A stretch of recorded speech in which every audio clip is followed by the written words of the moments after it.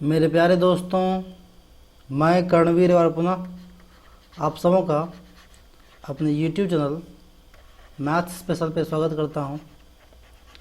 और पिछले क्लास में हम लोगों ने सर्कल्स को देखा था और इससे संबंधित जितने भी थ्योरम्स थे उसको हम लोगों ने देख चुका था।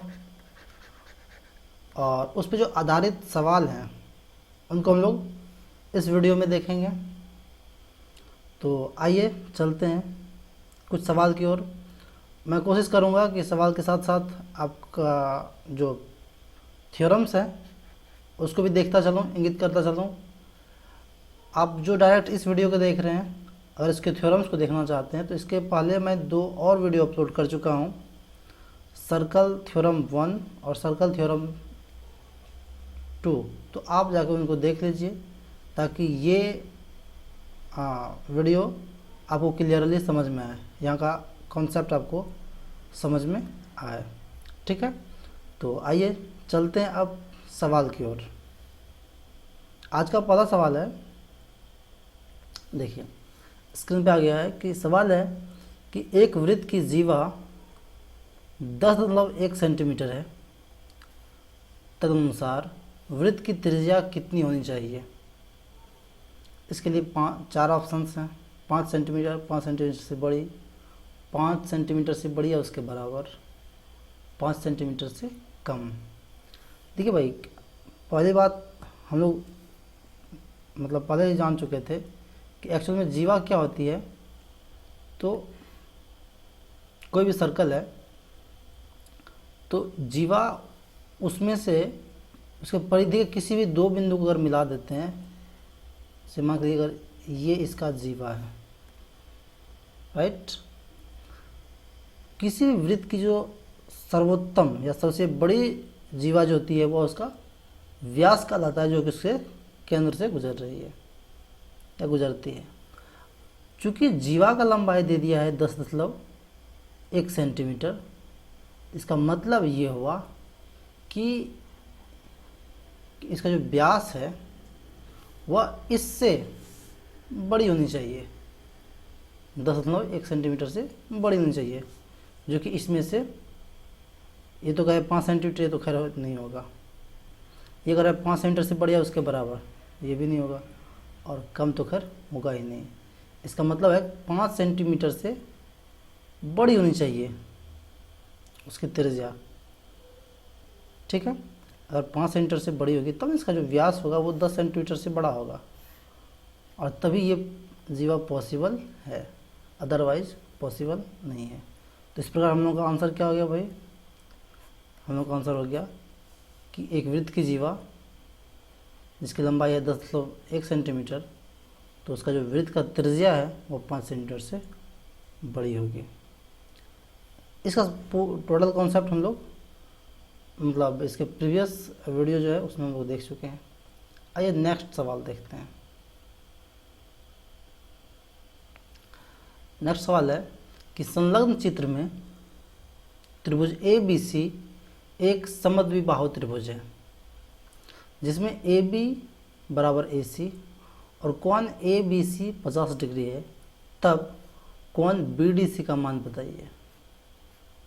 ठीक है, तो कह रहा है भाई त्रिभुज ए बी सी एक समद्विबाहु त्रिभुज है। ये वाला जो त्रिभुज है, यहाँ देखिए त्रिभुज ए बी सी एक समद्विबाहु त्रिभुज है, यानी हम लोग इस त्रिभुज का बात कर रहे हैं।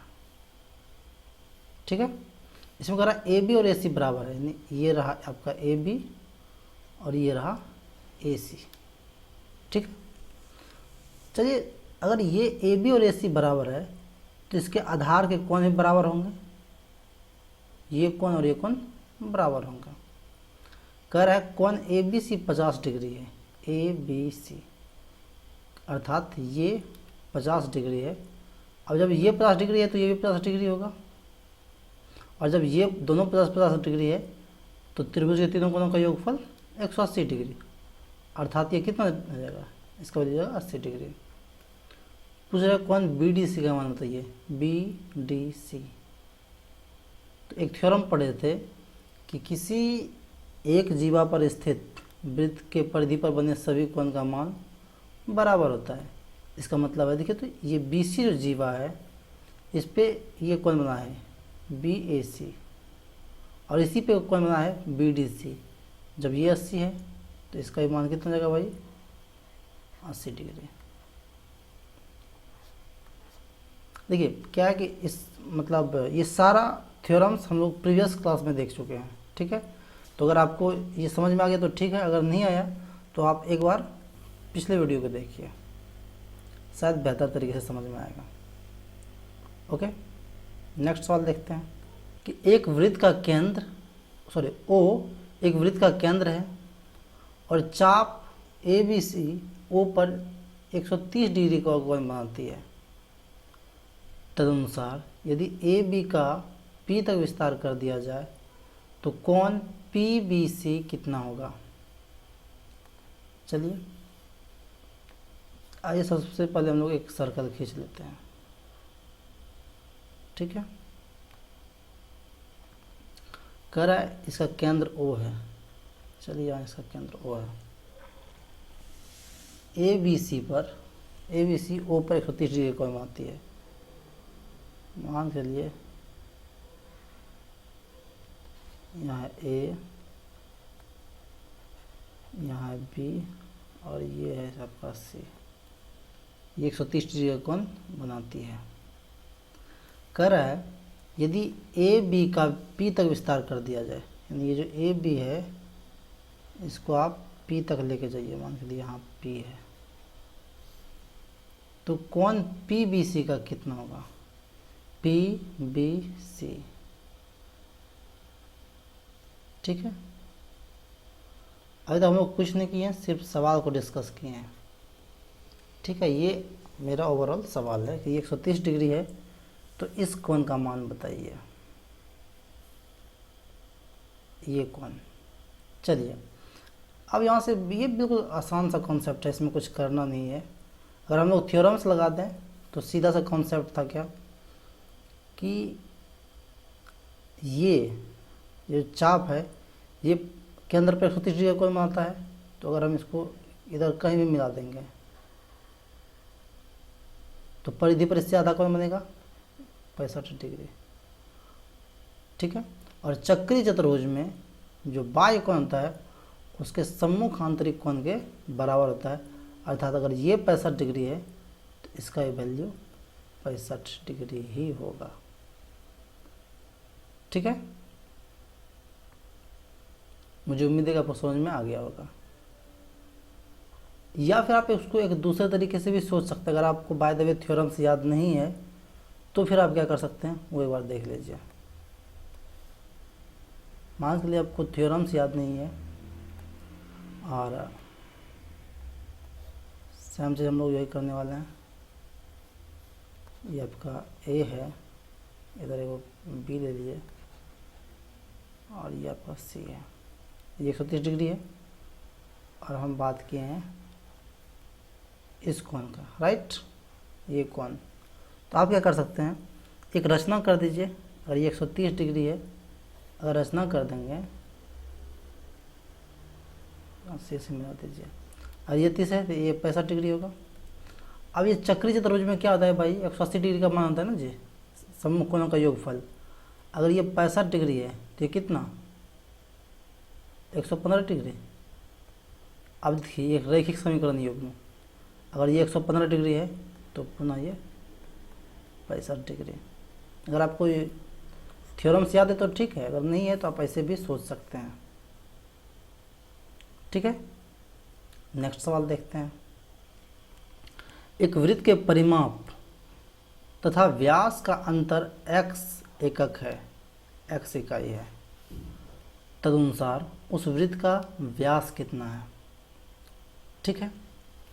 परिमाप और व्यास का अंतर है, तो भाई परिमाप बराबर क्या फॉर्मूला होता है, 2πr या पाई डी, सॉरी 2π या फिर सीधा पाई डी हम लोग लिख सकते हैं इसको।